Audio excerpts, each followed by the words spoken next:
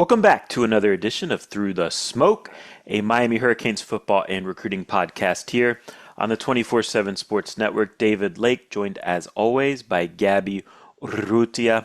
We're here to preview the Fiesta Bowl semifinal matchup against Ole Miss.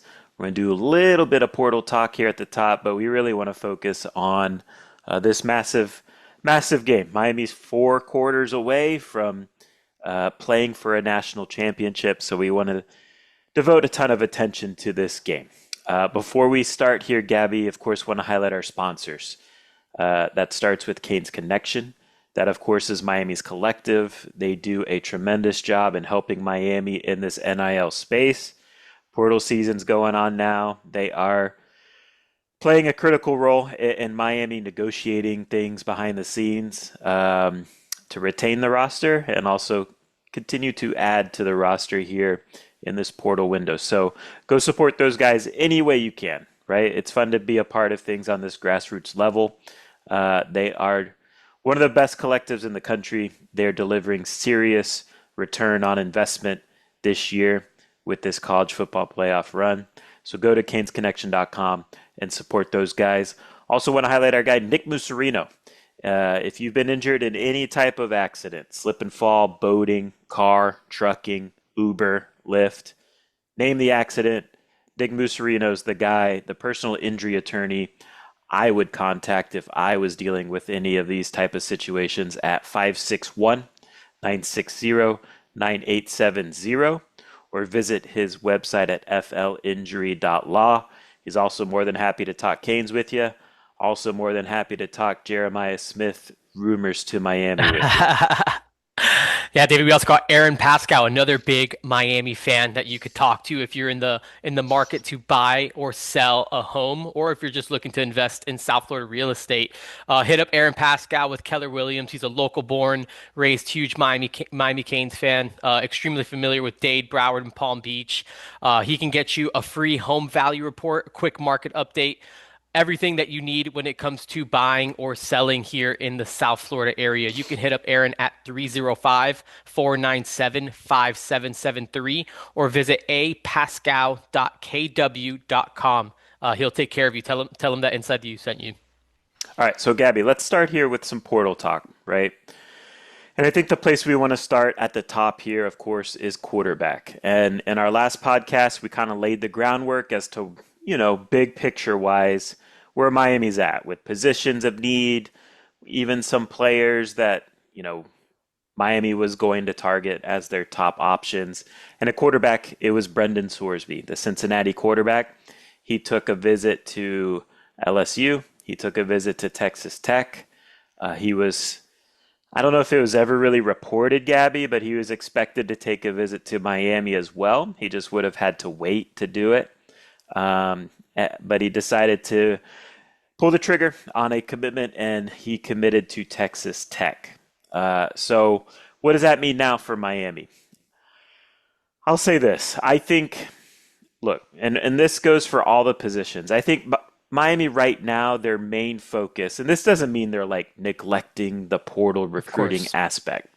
It's more of like the nitty gritty, bringing guys in on visits while you're preparing for a college football playoff semifinal.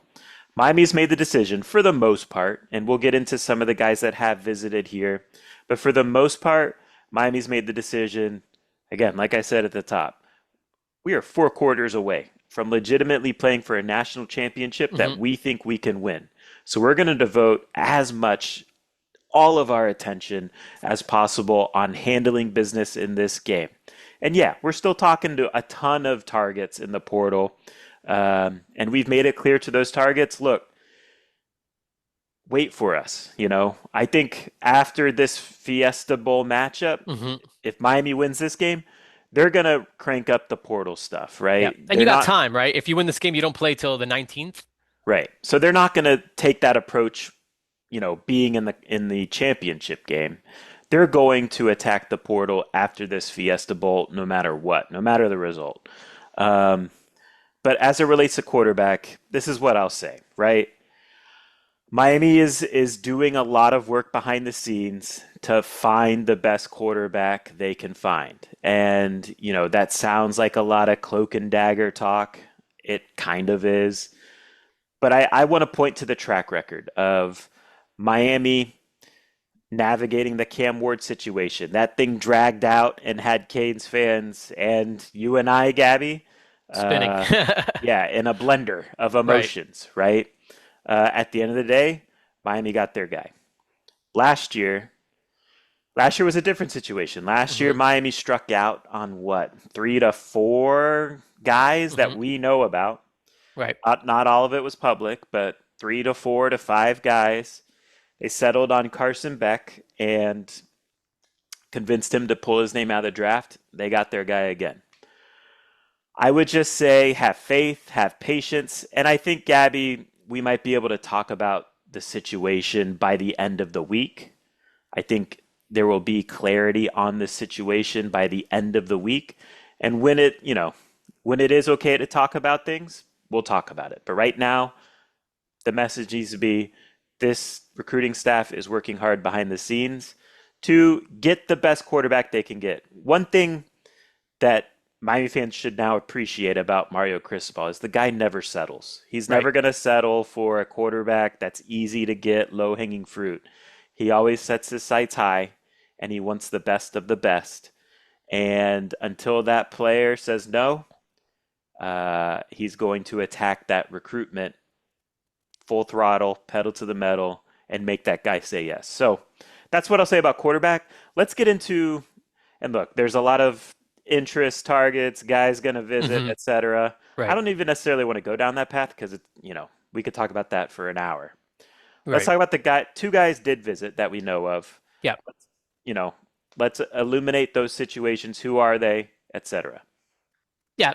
Two of the guys visited. So this was like first day that the portal opened, right? Like I believe was it Saturday?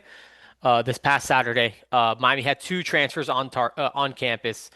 Boston College defensive back Omar Thornton and South Carolina wide receiver Vandrevius Jacobs. So I think it's notable, David. To my understanding, Miami's the only visit either one of those two guys has taken. And Okay. I think feedback coming off of both of those visits let's start with Thornton. So Thornton is a South Florida native, played at Plantation American Heritage, transferred into Heritage as a senior. So he was teammates with Xavier Lucas. He was teammates with Malachi Tony. My understanding is that the visit went extremely well. And at this point, I would call Miami the favorite to land Omar Thornton. Again, nothing's really happening right now. I think partially is due to, again, as we've talked about, this Fiesta Bowl and Miami keeping all the attention and focus on the Fiesta Bowl. Vandrevius Jacobs is another one too who told me after his visit, he's like, there are some other schools that were on me, but I'm not really worried about that right now. Like I'm not really worried about them. Like he was focused on Miami. And now look, with the receiver, I think it's a little bit different because I think that there's maybe more moving parts there and we'll see what that ultimately looks like. But I think Miami's in a really good spot with Vandrevius Jacobs too. And I think we'll maybe know more about that situation when we kind of wrap up this Fiesta Bowl and see what else happens there, or if he ends up taking some visits, which again have not been reported on yet. So I think with both those guys, Miami's in a great spot, and Thornton would be, he's like a versatile defensive back who could play kind of high safety. He could play closer to the line of scrimmage and sort of like that nickel role. He had 8 tackles for loss and four forced fumbles for the Eagles this past season in 2025. He led Boston College in tackles, so he's a physical, violent kind of He downhill might type of be like safety. Jacoby Thomas. Yeah, he Like could be he Jacoby might be Thomas. that He's role, not big. He's not big like Jacoby is. right? I think But he's I'm like saying more in like role. the right. Oh, in that role for sure. Yeah, I Yeah, think that's how they view him too. I originally thought he could be maybe like a nickel, but I think he could actually. I think just after more conversations with people, I think people yeah. feel like he could play like over the top and be like a true kind of safety who also kind of plays in the box and again works downhill. So he's a good player, and Miami's super excited about him. They think he's really versatile, and Vandrevius Jacobs is a big play, sort of outside wide receiver. David, I don't know if you feel this way, but I kind of body type wise, and then kind of watching him, he kind of gives me some like Jacoby George vibes as far I as could just see being it. kind of like a vertical, like kind of downfield threat. Like he kind of gives you some of that downfield explosiveness where he can make plays. Um, maybe a better like one-on-one type He of might be receiver. more of a downfield guy, Yeah, yeah. but the body type is very Yeah, similar. body type for sure is more Um, of a Jacoby George to me just from seeing him. and I think, you look at South Carolina, right? He had what, 540 yards Yeah, about? roughly. Yep. So, and he wasn't really targeted that much. The thing that stands out when you look at his stats is yards per catch. He's an Hmm. explosive guy. It's always like 17 plus yards per Yep. catch every year. And he's not targeted much. And let's be real, like Lenore Seller's not the most polished passer Right. at this stage in terms of accuracy and just decision making. So I think you put him in an offense like Miami's, the target share goes up, and I think the production goes up. I think he's the type of guy, if he plays all 12 games in a regular season, he's pushing for 1,000 yards, like Jacoby George Right. was when he was here. So I think it's a great plug and play. I don't know, value is the right term, but like he wouldn't be overly expensive like a lot of these wide receivers are. But he does have some veteran experience to him, proven production. He can help you. And, he's not threatening to the point of like, okay, Josh Moore is going to be upset that you bring in a Van Dravius Jacobs. Right. Josh Moore is going to view him as a guy like, okay, I can compete with this guy and see where the chips fall at the end of the day. So I think a guy like Van Dravius makes a lot of sense to add to Yeah. this team. Agreed. All right, let's get into this preview with and stay locked on to Inside the U. Like portal season's just getting cranked up from a Miami perspective again. I think more newsy type stuff's gonna start happening over the weekend. With Miami having the Fiesta Bowl in the rear view mirror. But let's get into this Fiesta Bowl. Number 10, Miami, of course, taking on number 6, Ole Miss at State Farm Stadium in Glendale, Arizona. Gabby's already there. I'm heading out Wednesday. We're recording this on Tuesday night. 7:30 kickoff on Thursday. The game will be on ESPN. All right, injury talk. Gabby, in the latest injury report, it was encouraging. They listed OJ Frederick as probable. Yep. What do you think of that? I do think he's going to give it a go. I don't know Yeah. what to expect, honestly, but I think he's going to give it a go, which is very good. That's very Yeah. encouraging. I think he is. Just being on campus for the transfer portal stuff. Saw OJ on Saturday and on Sunday. He doesn't seem to have any restrictions as far as like a brace or anything like that. In just brief kind of passing, conversation, he said he was feeling good. So I didn't ask him if he was playing or anything like that, but he said that he was feeling good about everything. So I'm optimistic that OJ Frederick gives it a go, and it sounds like Corey Heatherman, today, David, during the media day over here, was optimistic about Ahmad Moten too. Yeah, I think Ahmad Moten will be a go as well.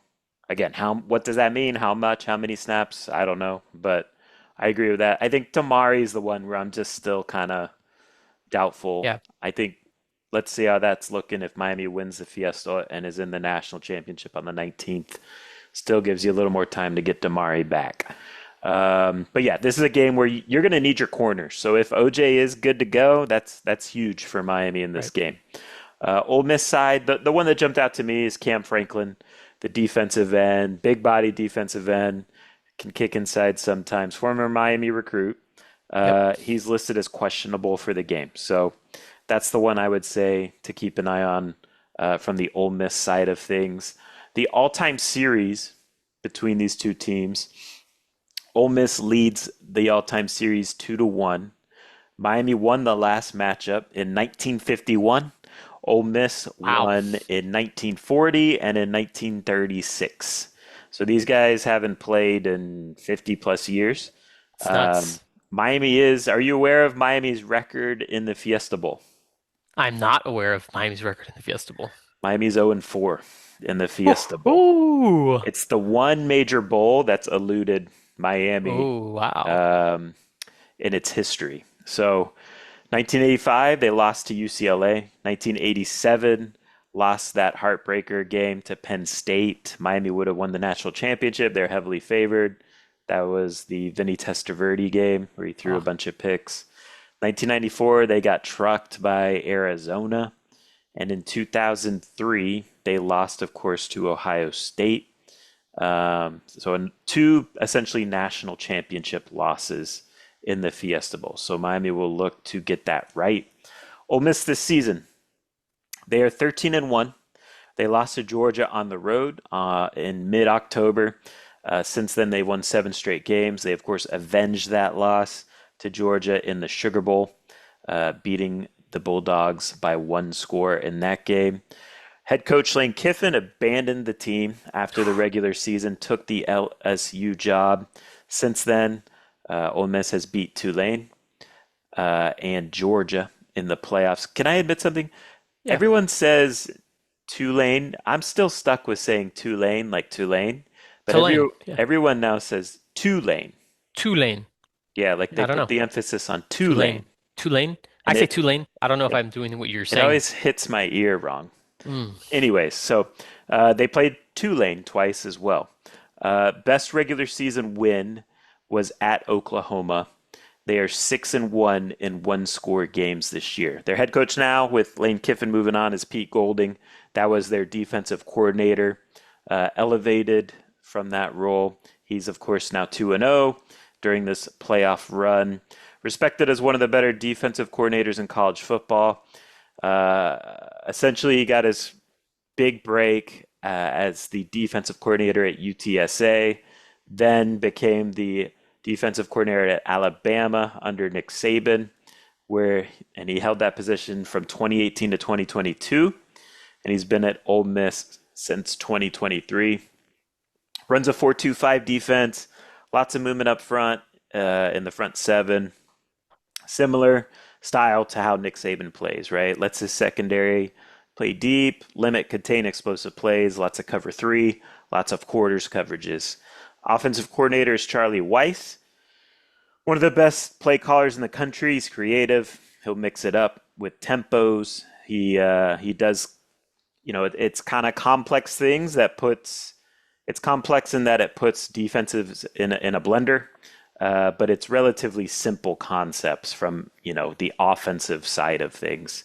He's willing to take what a defense gives, and he's also a good play designer. In the red zone, they will design up some interesting formations, interesting personnel usage. They're not afraid to bring in like defensive tackles to come block in short yardage, to go score touchdowns, etc. He's going to be a future head coach when it's his time. From a statistical profile standpoint, Ole Miss is averaging 37.6 points per game. That's 10th. 496 yards per game. That's second. They are averaging 6.6 yards per play. That's 7th. So they are explosive. 315 yards passing per game. That's third. 14th in passing efficiency. 180 rushing yards per game. That's top 40 in the country. So they're balanced. They play at a fast tempo. 74 plays per game. That's 11th.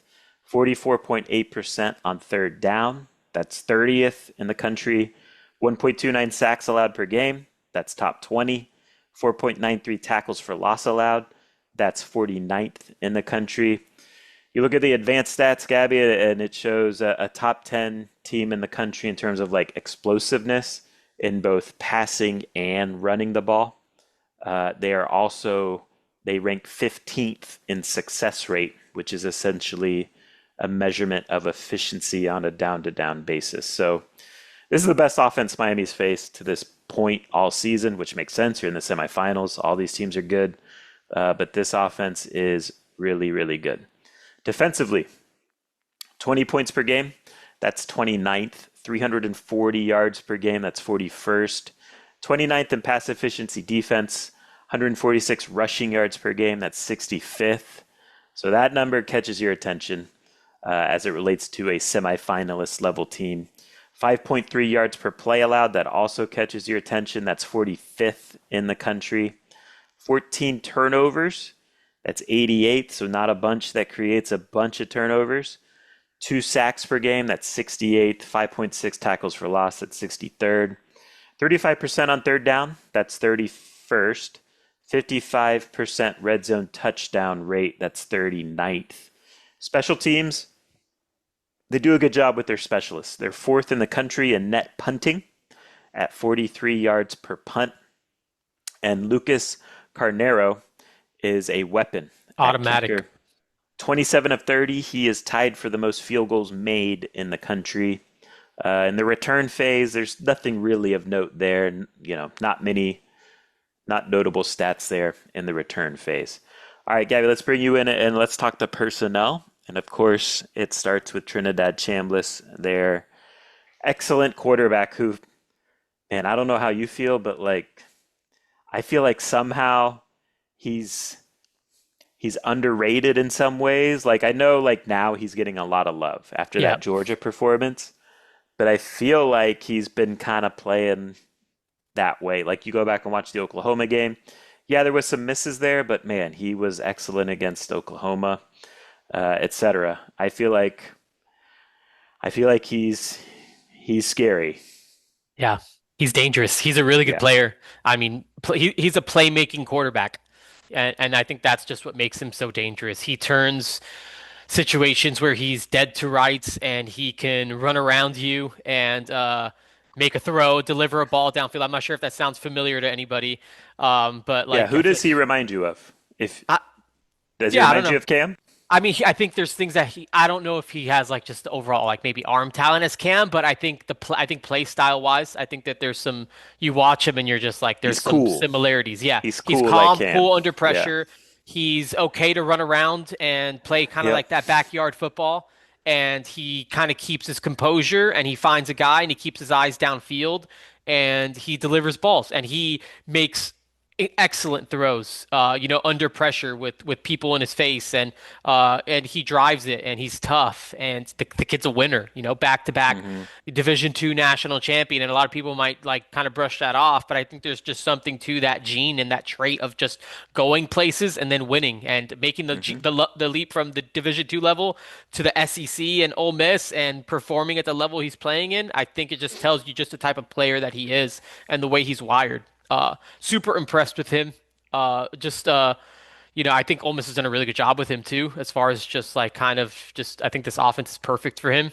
Finding him, discovering him is a Yeah. genius in and of itself, and then kind of unlocking him is just it's been fantastic for it's crazy. It's like this kid didn't win the job coming out of camp and all that stuff. Like it's Hmm. wild, and he's a really talented player. He's a lot of fun to watch, and he's gonna be a problem. Like he's definitely gonna be a problem. So when I forget what game it was, but I was watching one of these mini Ole Miss games, just preparing, etc. And in one of these games, the broadcast cited Lane Kiffin telling them, "Yeah, we did an earlier game this year with Ole Miss, and even back then, when Trinidad was the backup, Lane Kiffin told them, keep an eye on our backup quarterback. If we ever have to go to him, he reminds me a lot of Russell Wilson." And I Ooh, can kind of see that. I can see the Russell Wilson because what does Russell Wilson do? He's a nice blend of erasing negative plays, like you're saying, with his mobility. He doesn't put the ball in danger that much ever, and he has the ability to make plays. He has the arm talent to push it downfield, and he has the athleticism to scramble for first down. So I could see that. I see the Cam stuff too, in that like he definitely plays at his own pace, like he's unbothered. He's, doesn't let, the flying bullets around him affect him. Cam definitely has that trait at an elite level. I also see like, and I'm not saying like Trinidad is these guys in terms of talent. Like to me, right. he's like a third round level of these guys. What I'm saying, third round NFL draft level.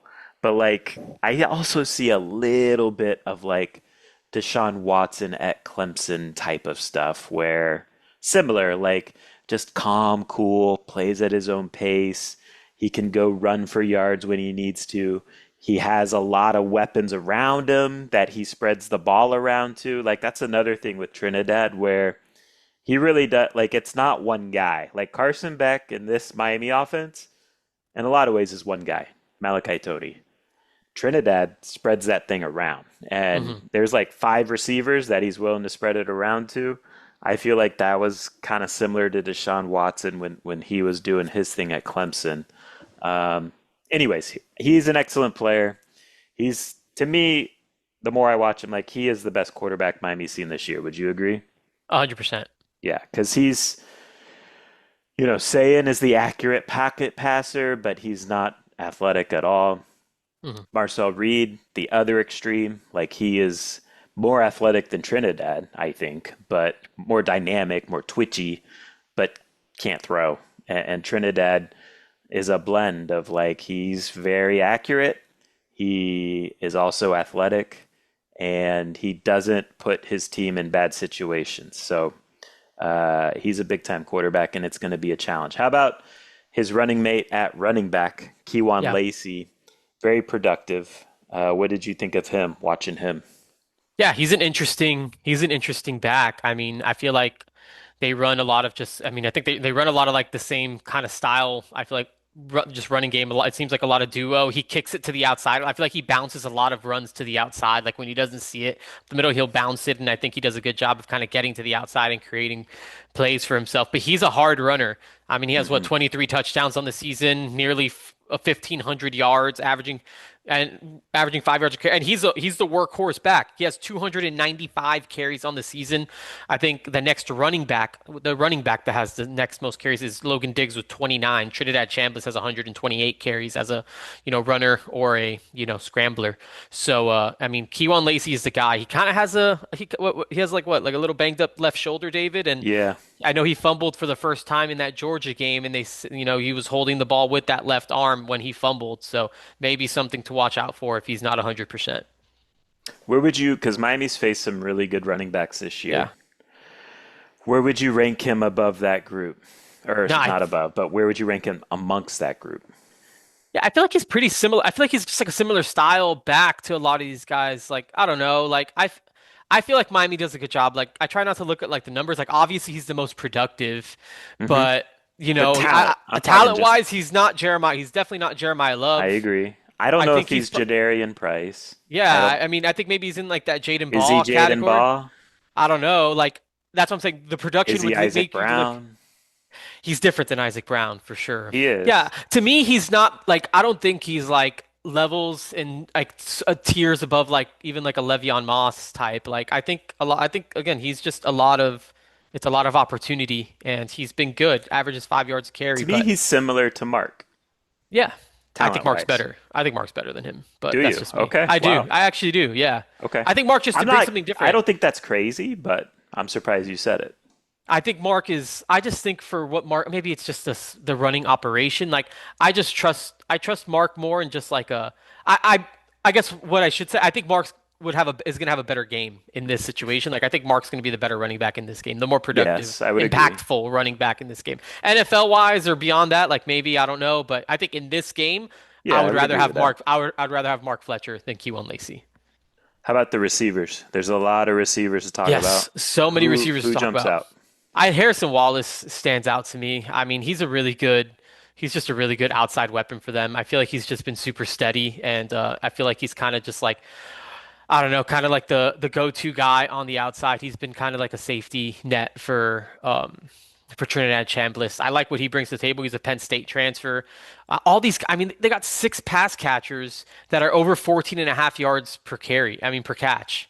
Yeah. It's just like this whole group is pretty dynamic, and like you mentioned, there's not really a drop off in these guys. Like even stylistically, I feel like there's not too much of it. Like Dazon Stribling, I think is a really good player too. I Like like him a lot. a lot of these guys can win one-on-ones on the outside. Like they Yeah. can win contested catches, they can run the routes and all that stuff. I mean, Daquan Wright is a massive tight end. We saw him at Virginia Tech a couple years ago.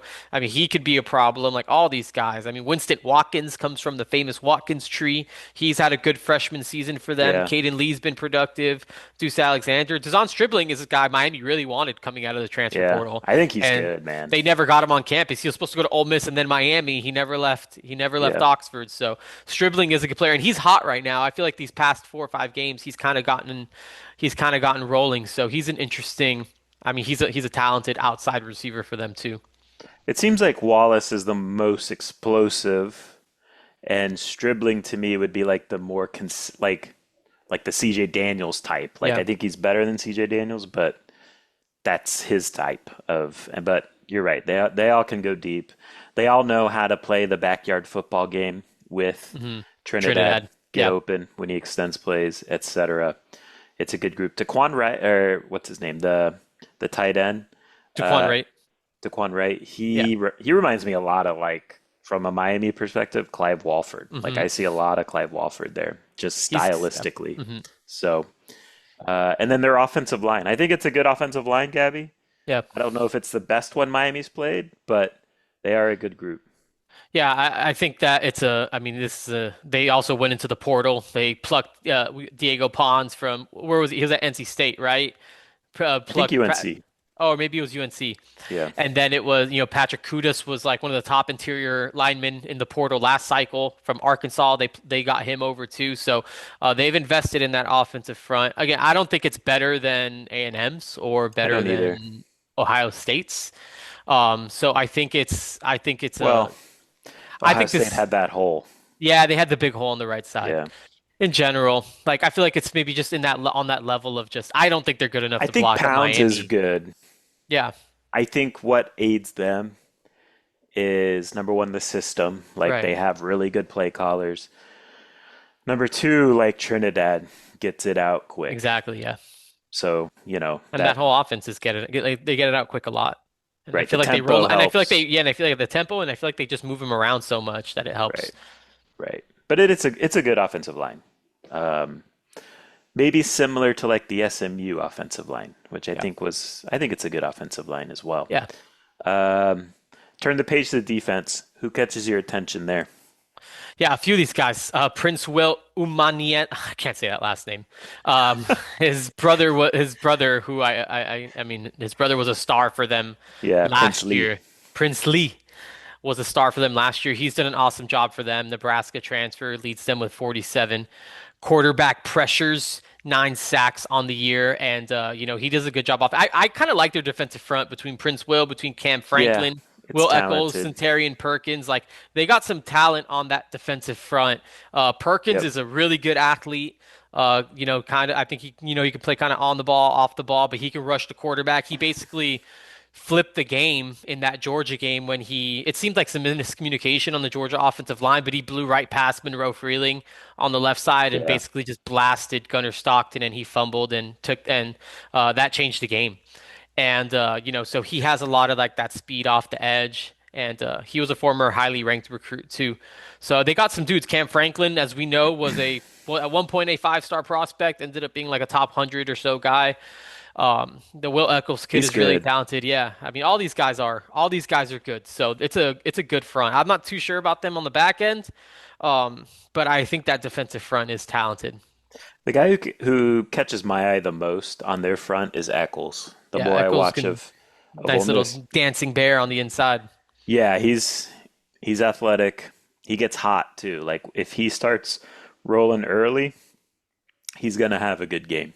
But he can be disruptive as a pass rusher. Um, and yeah, when they run some slants and stuff up front, he's effective in run defense as well because he can get off the ball quick. You talked about their back seven. What do you think about that group? Where do you think Miami can attack them? Yeah, I don't know, David. I feel like these linebackers are a little suspect, man. I don't know if you agree. I feel like the linebackers are a bit Daughtery, suspect. Yeah, yeah. Daughtery seems like I don't. I mean, I think that this is a group that I don't know. I feel like I would challenge those guys in the run game. Hmm. I think that's what I would do to this defensive front. I would challenge those linebackers to kind of have. I mean, Miami's offensive line likes to climb. Like I think if Miami's offensive line is able to get to the second level, I think Daughtery specifically is going to have a really hard time.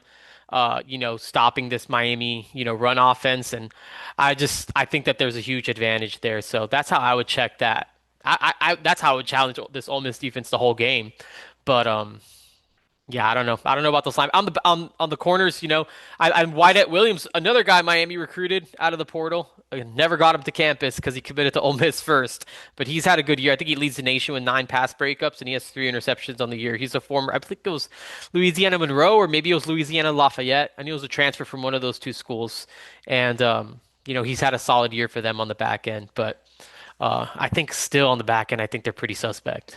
One guy who kind of will get picked on a little bit when they play good teams is he's a safety. He plays Yeah, a lot of nickel too, yeah. but number 14. 14, Yeah. yeah, Kapena Gushikin. Hmm. Um, So if he's a guy that, is matched up against Malachi Tony, I think that's something to watch. Or, if Shannon Dawson can hunt for that matchup specifically with a formation or a motion, etc., that he knows that number 14 is going to be stuck on Malachi, that's something I would pick at. That's something that even I notice when watching a lot of Ole Miss this year. So I agree. I think it's, the back seven is, not as strong as the defensive front. It all kind of starts up front for Ole Miss's defense. All right, let's take a quick break, Gabby, and then on the other side, we will talk about this game from a Miami perspective, what we want to see. All right, we are back. Gabby, let's just roll through some talking points. I'll give you Yep. the floor first. What do you want to touch on? What interests you about this game? Yeah, I think for Miami, I think the first thing I think I want to see or that I'm just going to be curious about is just kind of like who's going to set the pace of this game. Just Hmm. because I think, and you wrote about it earlier in the week, David, and I would encourage everyone to go read it. The styles make fights, and these are two different teams stylistically and how they approach this. I think Miami can play a couple different ways offensively, but I think they want to control the ball, right? They want Yeah. to run the ball. They want to wear you down. They want to make your defense have to stay on the field and play and play and play. Ole Miss wants to score quickly and get off the field and move the ball and be explosive and go fast.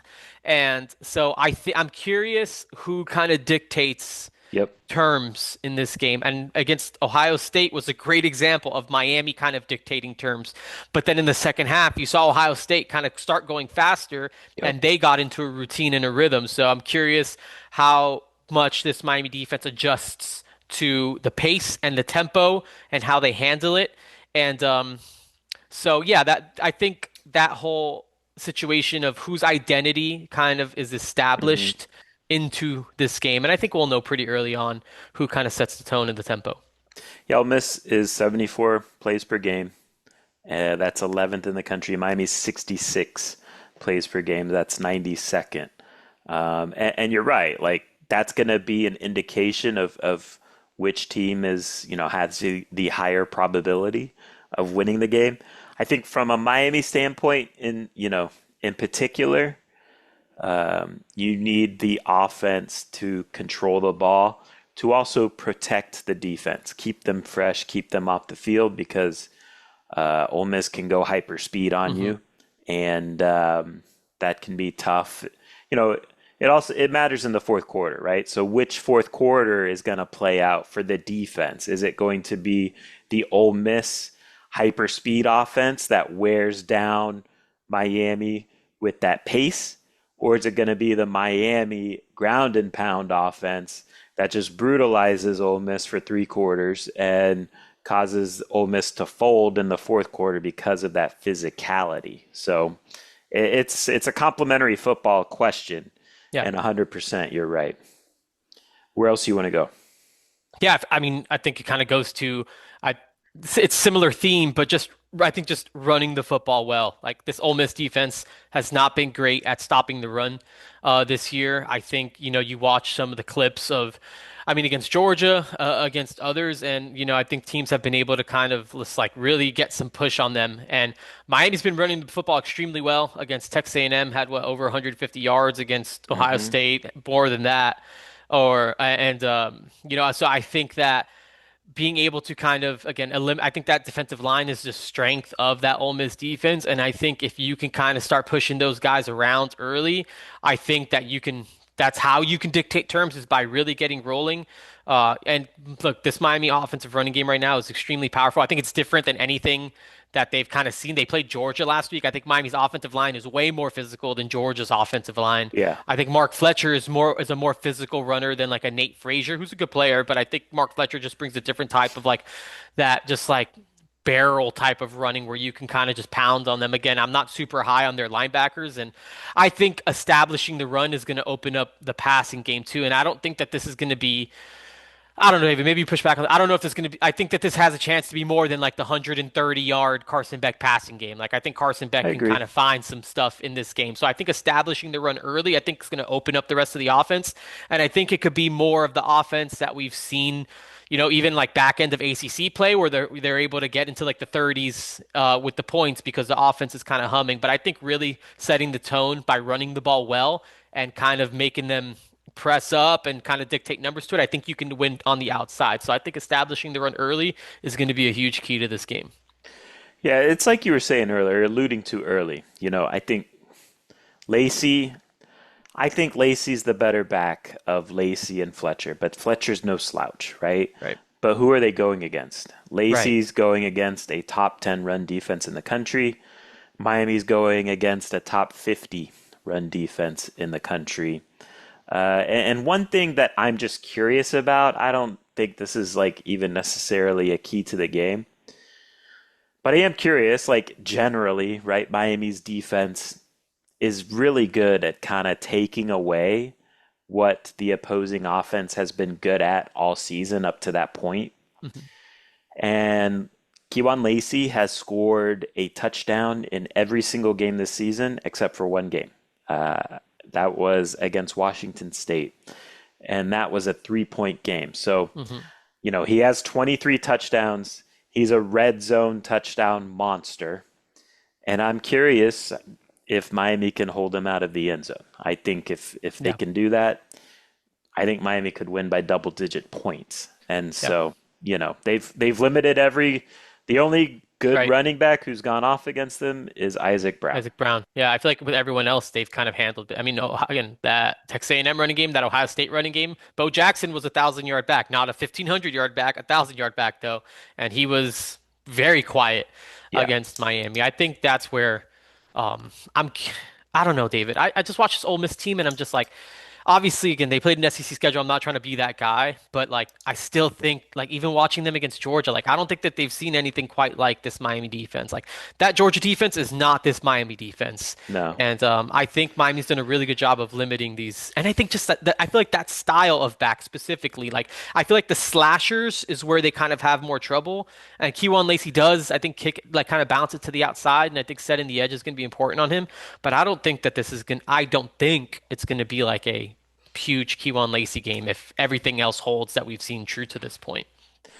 The thing to me that makes Kewan Lacey dangerous is that he's playing with one of the better quarterbacks in the Hmm. country. And Yeah. so there's that true balance element of, okay, uh, if Trinidad's going off, we have to pay attention to Trinidad. That opens things up for Lacey too. Yeah. So he feeds off Trinidad being as good as he is. And Yeah. the tempo. Like when defenses are tired, their tackling gets lazy, their run fits get lazy, etc. So Right.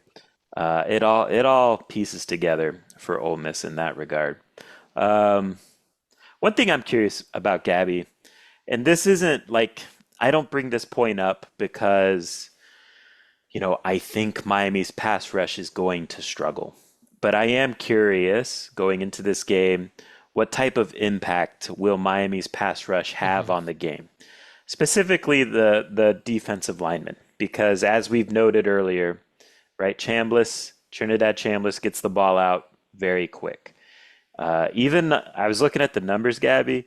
Even on deep shots, the dude gets it out quick. And you've seen the games. Like when they go deep, it's again their approach is very simple. It's very much in a lot of ways dictated on where are the corners lining up. If Yeah.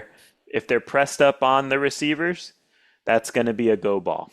If the corners are giving cushion, that's going to be a quick ball out to the edge. And when he takes deep shots, which is a 20 plus yard, air yard throw, he gets the ball out in 2.76 seconds, which is the fifth fastest amongst the 89 quarterbacks with at least 40 deep shot attempts.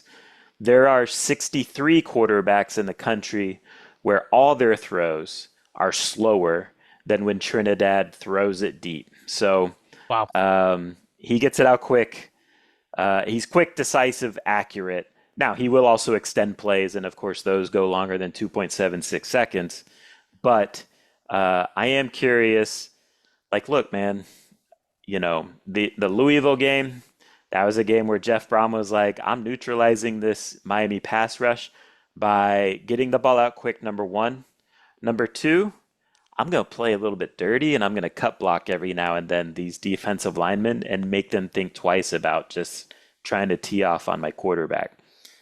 So I am curious, if there's a similar type of approach by Ole Miss. And, Kevin Jennings, to me, that was more of a situation where he was extending plays a lot Hmm. rather than getting out quick, in that second half when he started getting rolling. But I am curious, like, does Trinidad's ability to get the ball out quick neutralize and frustrate Miami's defensive line and their defensive identity in general? Yeah. How would you play him, David? Because I'm curious, just like again, do you kind of just go? Do you kind of I don't think, do you kind of just rush four and kind of force him to like pick apart his zone? Kind of like we talked about that a little yeah, bit with Julian saying.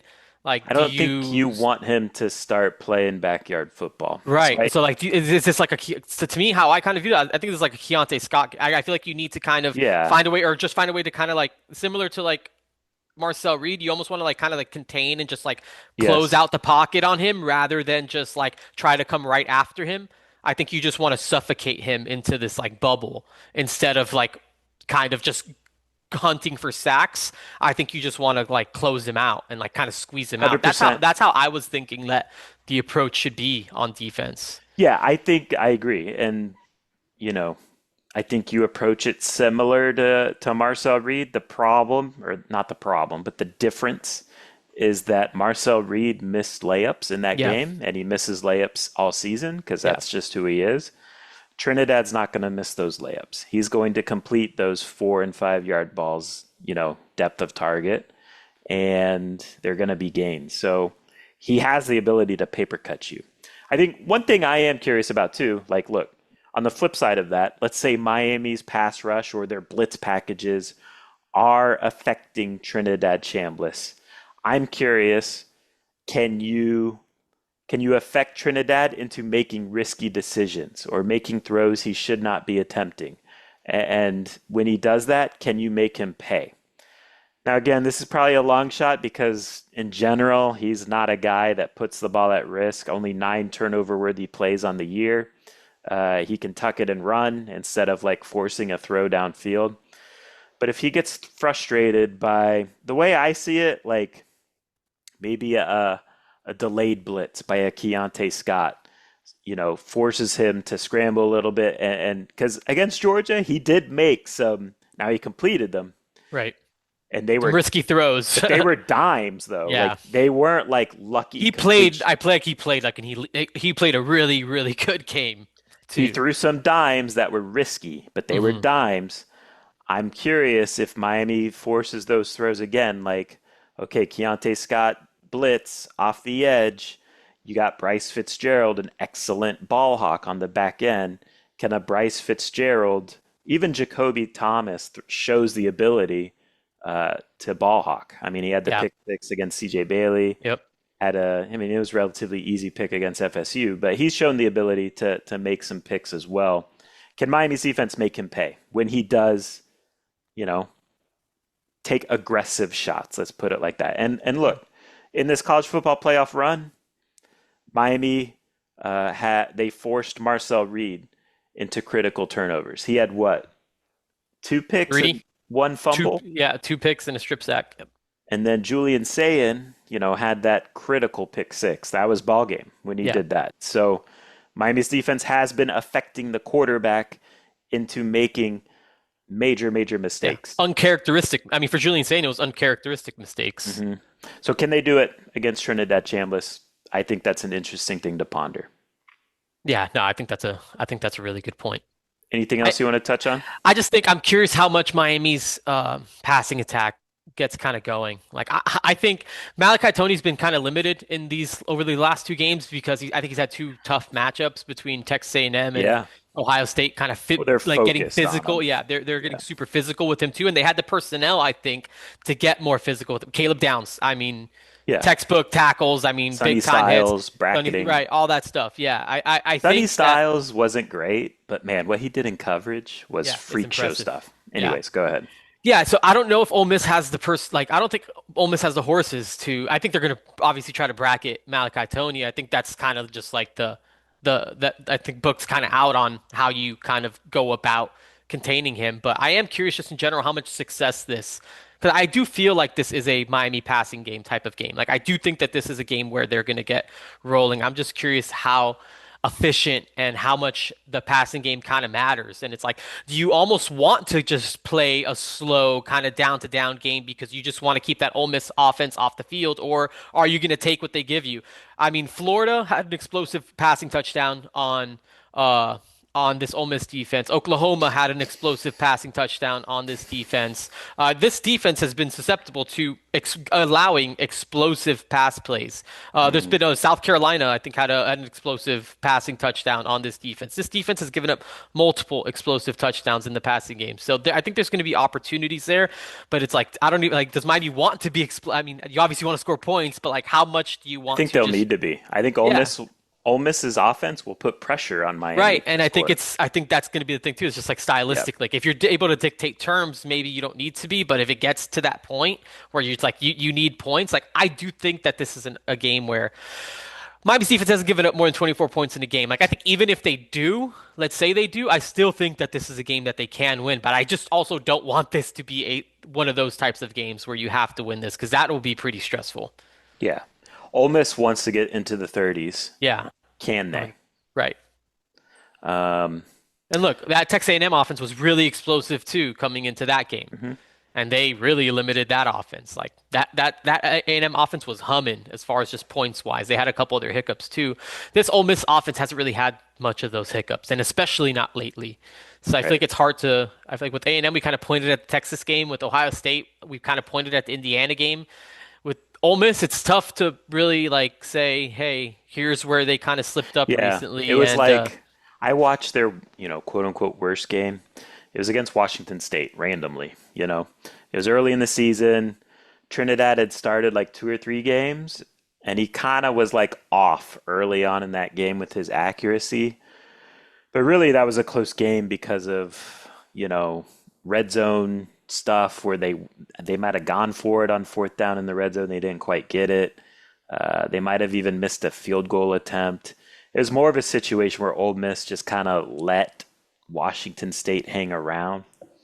Um, and it got close, got a little tight at the end, but I would say overall Ole Miss controlled it. Same thing with like Oklahoma. Like that was an impressive. Like Oklahoma led late in the third quarter, maybe even going into the fourth quarter, and then Ole Miss kind of put it together on the road there, which was impressive.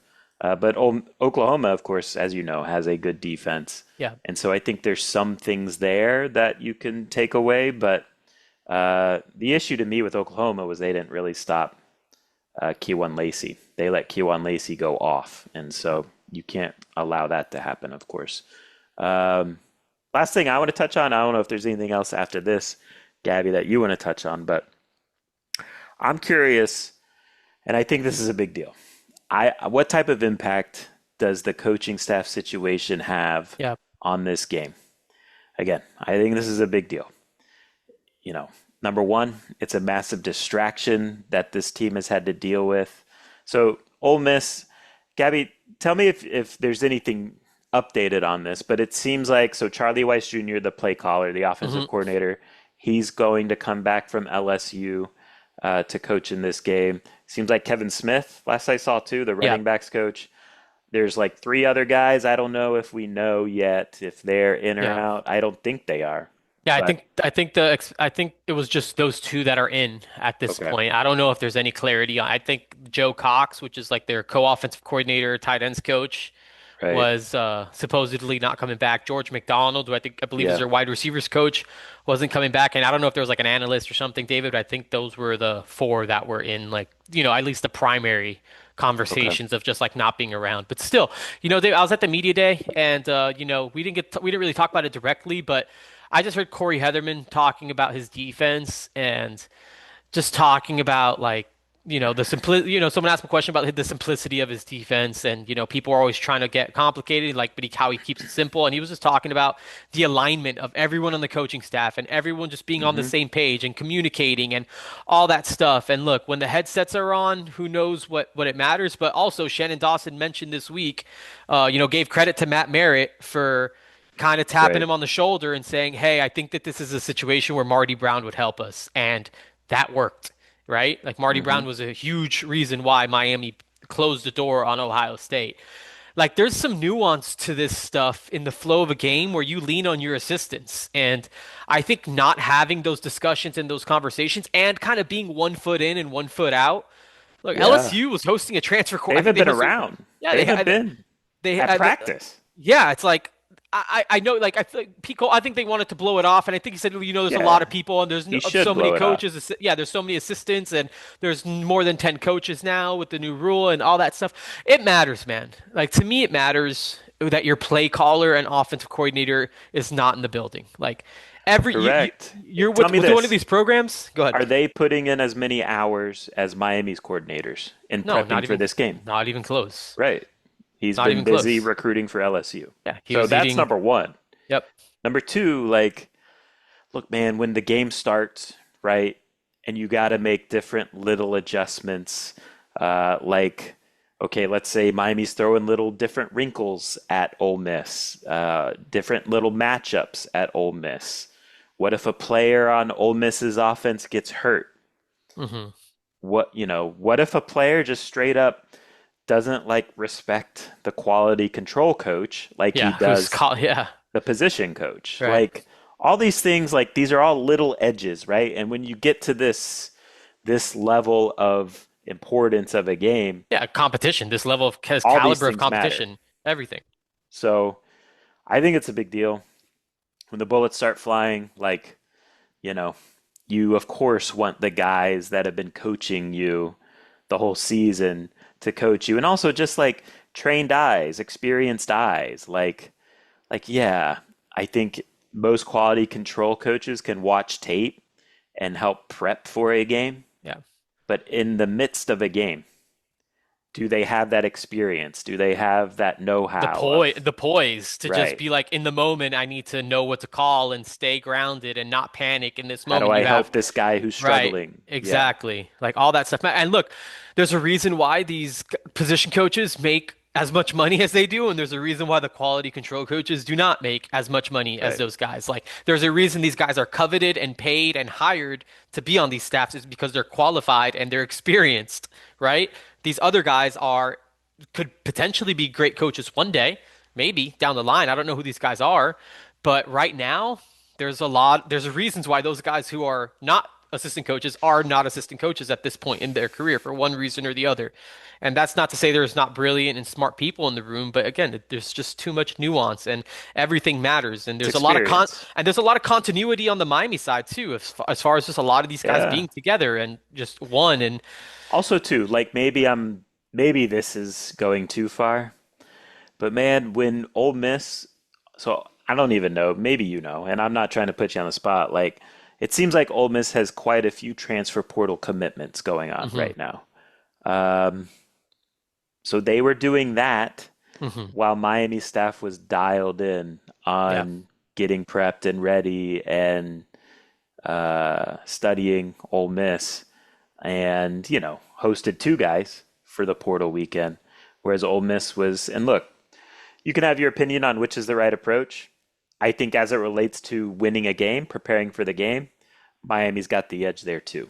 So yeah. I don't know.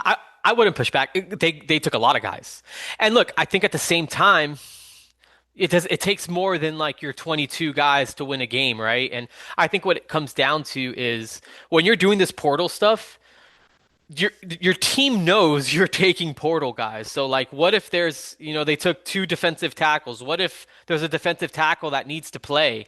On Yeah. Saturday, and he knows, hey, my school already, that kid's going into this game knowing, hey, my school already recruited two guys that are going to play over me next year. Like, To me, it's are just a are you are time you thing. fully into it? Yeah, and I think it's just like I think you're Like sending a these message to your coaches team when you're hate fully recruiting. investing in, yeah. And they're gonna have to do it now when they have the biggest game of their career, Right. 5 days away. Like that's a huge time suck. Like Yeah. that's annoying. Yeah. And I think it's look again. I think there's no way to gauge this, right? But and there's no way for me to know this, but I beating Georgia was a huge deal for Ole Miss, just considering everything that's happened to them. And I think on Yeah. The Miami side, Shannon Dawson talked about it today about how this group would be galvanized, is galvanized through all this stuff and playing with the on their shoulder, all those things. Which I But think is true. Like there's some right, truth to right. that. I think there's some truth to that, but I just think it's just gone too. To me, I think it's just gone a little bit too far with like just all of the things. And I'm just Yeah. curious on just how much like this just, and it sucks honestly. Like that we're This having is this what we're getting conversation. at. This Yeah, is what, yeah, this this is the sucks. point. Like it sucks that we're in a semifinal. We're talking about the team that you're playing to potentially play for a national championship doesn't have their head coach and Yeah. might not have their threes. It's like, what are we doing? Like, why are we talking? Like, not why are we talking about this because it's like not because it doesn't matter, but it's just like it sucks that that we're having this discussion for such Right. a big game, and it's not just. And I feel like a lot of the conversation around this game has been about this, right? It hasn't been about like, hey, two teams are playing for a national championship. It's like, oh man, this team's head coach left, and their coaches going to be there? Are they not going to be there? And it's like, what's going on here? And it's like awkward. Ole Miss is holding media day. It's like, is Charlie Weiss Jr. going to step up to the podium and talk about how he's been 1 foot in, 1 foot out while he's playing for his teams? It's just like, it's tough, man. Right. It's a tough situation for those players and those kids. And, again, I was rooting for them up to this point, but now it's just, I'm just curious what the actual impact of this, or are these just talking points that us in the media are kind of just like harping on No, when it it's matters. reality? And those Yeah. coaches matter. I They think no, know I it think they know it matters, matters. Of but course. they can't say it. Of course. Um, Anything else? Nothing really on my end. Okay. Matchup you like the most from a Miami standpoint going into this game. Where would you go with that? I really think Miami can run the ball well on these guys. I think Miami's done a really exceptional job of running the ball against more physical defensive fronts than the one they're going Yeah. to see on Thursday. I'm used to saying Saturday, Thursday. Uh, I think that this is a massive advantage in favor of Miami. I don't think Ole Miss has seen an offensive line like Miami's. Something I think that they've struggled against worse offensive lines, and I think that Miami's really going to be able to establish their dominance in this, or Ole Miss is going to have to dedicate too many numbers to this, and it's going to open up everything else. So, I think Miami's just run game in general is a huge advantage for the Canes. Yeah, I'll say physicality on both lines of scrimmage in Mhm. general. Like I feel like Miami's just a much more physical team on both sides. Matchup to keep an eye on. Where are you a little concerned? Yeah, I'm concerned about the quarterback. Yeah. I'm concerned about it's really the offensive system in general that I'm concerned about. Just like the fast paced. This is where Miami kind of struggled, right? Like I think you Yeah. go back to the SMU game, you go back to the Louisville game. Like stylistically, these are the teams that like Ole Miss is the style of team. It could combine both those games where the quick Yeah. ball element of hmm Moss and the Yeah. improvisation hmm pace of SMU. So this is a dangerous game. Like I caught myself watching the Ole Miss Georgia game, rooting for Georgia, like wanting Georgia, and I think that says a Yeah. lot. And I think just watching that game, I was just like, dang, that says a lot about Ole Miss. Because I think theoretically, I would have thought like, oh, Ole Miss would be the easier matchup. We're just gonna get Georgia. But then I'm watching the game, and I'm like, nope, I would. I think I would just rather play against Georgia because Yeah. I think that that's a better matchup for Miami, which is insane to say. Um, just considering who Georgia's been in Yeah. this college football landscape. But this Ole Miss team is dangerous, man, and that offense is dangerous. I have a ton of respect for Trinidad Chambliss. He's a baller, man. He's such a Yeah. good college quarterback. I don't know what the NFL stuff looks like, David. I don't know if you have an opinion on his NFL upside, but college quarterback, man, Stud. he's a total I think he stud. could be an NFL guy. I do. You do? I do. Again, like you were saying, I don't know if the arm talent like is crazy, but he does everything else that works in the hmm NFL. One thing too that's like, and I agree with you, like Trinidad is really what this is all about as it relates to Miami. hmm He's the guy, he can put Ole Miss on his back and go win any game. And he's hot right now, right? Like Yeah. this Georgia game was the best game of his career. So he's confident. But one thing with him, man, he's hard to kill. And that's what you see in the NFL, Yeah. right? In the NFL, it's like, okay, even when these NFL quarterbacks are having bad days, boom, it can all click in the fourth quarter and they get on fire and it's Yeah. like, oh my gosh, how did this guy win this game? It's Hmm. because they're just those dudes. Like eventually they're gonna figure it out. They're gonna Yeah. figure out your defense and they're gonna get hot and they're gonna make you pay. So to me, this is a game where like pedal to the metal, you know, full gas. Like I feel like that's something at least that Miami, is Has aware gotten of better at, and I think they've after gotten that better at Florida that. State game, Hmm. right? So that was a learning point for them on that. But Trinidad's going to be hard to kill. Like I Yeah. don't at no point unless Miami goes up like four scores, I'm not going to be comfortable with any lead as it Hmm. relates to going against that guy. Yeah. That team in general, I think, is hard to like. They battle Yeah, like they play that team played. They could have died multiple times in that Georgia. I thought after the scoop and score, I was like, all right, we got correct. Georgia, and it's like that team just battled back. And you know what, man? That kicker can hit from the freaking parking lot. Yeah, That but kicker you has a want him boot. kicking. Yeah, I for sure. let But him like kick. if you can get points, like that's the thing with Ole Miss is like if they cross the 50, like Yeah, there's a they're getting good chance points. they're taking points from that drive. Like they can Yeah, if they're on that if they're in positive field position, like points are on the table. And I think in these games where again, I think everything matters. I think it matters that they have a guy that can boot it from anywhere. right. How about a player that needs to step up? Where would you go with that? Yeah, I think it's I think probably Carson Beck, just because I think that this could be a game that I think, again, I feel like he can deliver the ball. And I think Do you it's think about he's taking going care of over the. 200 yards? I do. Okay. I do. But, and we've talked about this. Like, these are the games, these types of runs you need your quarterback to be on. And they're playing against an electric quarterback talent. You need your quarterback to be on his A game too. You need him to be at his best. And I think again, I think it's about being efficient, potentially being explosive, controlling the ball, controlling the offense, not giving away possessions, not giving this Ole Miss offense a chance to kind of get rolling. So I think it's on Carson Beck, and he's been great at this. I'm not saying anything, but I think in any game, it's about taking care of the football, being efficient, and I think he Yeah. needs to hit out. He's been taking these deep shots, and they haven't been connecting. I think Carson needs to hit on one of these kind of like downfield passing plays in this game. Like I think that this has to be one of those times where that vertical passing game gets going, and I want to see Carson connect and make a good throw in one of those. I'm going to go with Motore just from the standpoint of like stop the run. Try and make Hmm. them one dimensional. Try to make it so that Trinidad has to beat you by himself. Yeah. I think he can do it. I'm not predicting him to do it. Hmm. He's that good where he can do it, but I think that's a harder deal rather than, oh man, they got Trinidad, they got Kiwan rolling. So Yeah. Motore, and he's been great in these playoffs. Like in terms of like Yeah, he has been. stopping the run, Hmm. he's been great. He's been awesome. He's definitely gotten better. Potential player of the game, where are you going? I'm going Keontae, man. I'm going Keontae Scott. I think just what he brings from kind of like that slot kind of, I think just what he brings to helping stop the run.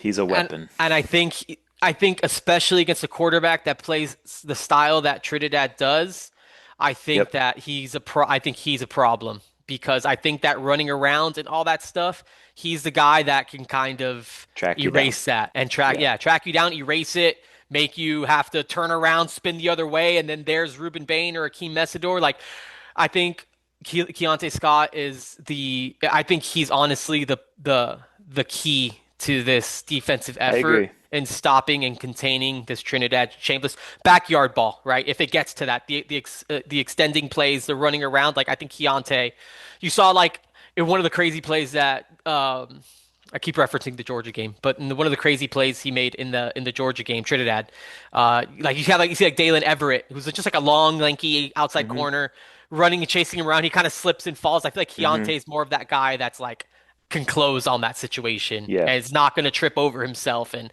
so he's more of a playmaker that I think. Okay, He I was feel excellent like against Marcel in turn. Like yeah, yeah, Marcel is ridiculous to try and break down and yeah. tackle in space. And from watching that game in the press box, it was like I remember thinking to myself, like, oh man, this is bad. Like if Keontae misses this tackle, Marcel's running for 20 plus, Hmm. and Keontae got him on the ground. Yeah. So I agree with you. He was my pick too.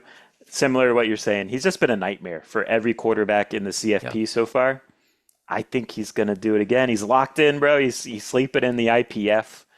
Um, Super locked in. he's becoming he's becoming He's an all-time Kane. one of yeah, he is. He He really is. is. He's seriously, he's awesome. I spoke with him today at the media day. He's a little different, man. He really Yeah. is. He's an OG type of mentality kid. Yep. And he's a great one. Like, wow. Diamond in the rough, truly type of Yep. get for this program. So All like right. him a lot. Betting lines and predictions. We'll get out of here. Yeah. Miami is a 3.5 point favorite according to FanDuel. When we looked last, the over under is 51.5. Oof. Gabby, floor is yours. Where are you going? David, I'm not going to pick Miami to lose this game. I can't do Of it. I course won't. not. I really don't think they are. Look, I have a ton of respect for this team. I just think, and I feel like I've said it all year. Miami has just forced offenses to have like just uncharacteristically poor performances, like all season long. If you go through all these teams, basically every offense that Miami's played has had either their worst or second worst point output of the season. Yep. And I just think this defense, it travels. They're playing so hard. They're wired the right way.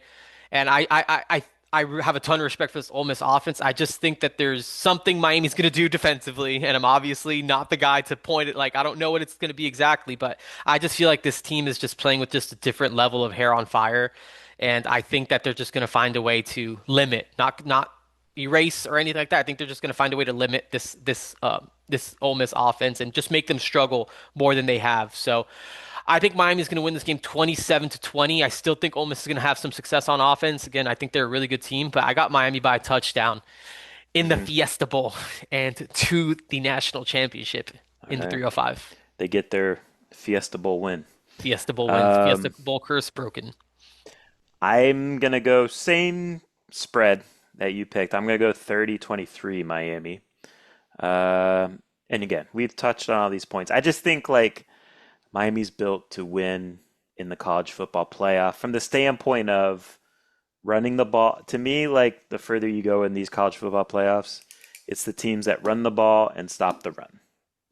And both teams can run the ball. Miami's the team between these two that stops the run. Miami also, like you said, done a great job of affecting the opposing quarterback.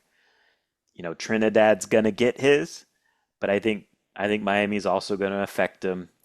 And look, the thing that would make me nervous anytime Miami takes the field, and you're right, like Carson Beck has been great with protecting the football since that SMU game.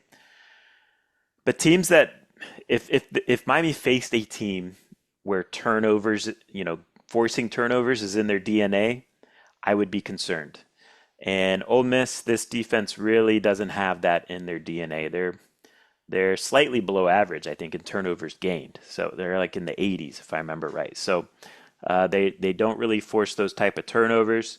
And again, this coaching stuff is a big deal to me. Honestly, Gabby, like I think, and I don't know if this is even possible, but I think if Miami punches them in the mouth early and kind of goes up two scores early, I think there's a chance that like Ole Miss just kind of folds because of Yeah. what they've been dealing with leading up to Yeah. this game.